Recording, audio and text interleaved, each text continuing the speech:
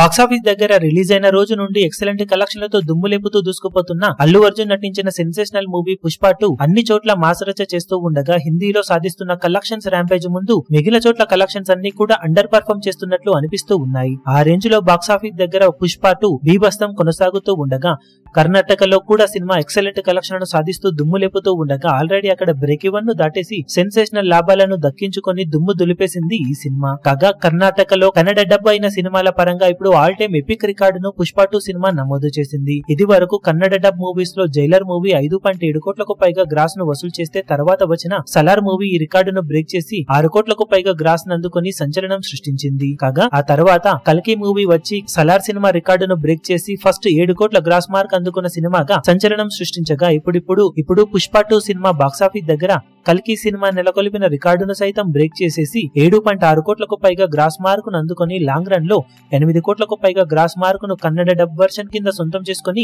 Epic రికార్డును నమోదు చేయడానికి సిద్ధమవుతూ ఉంది.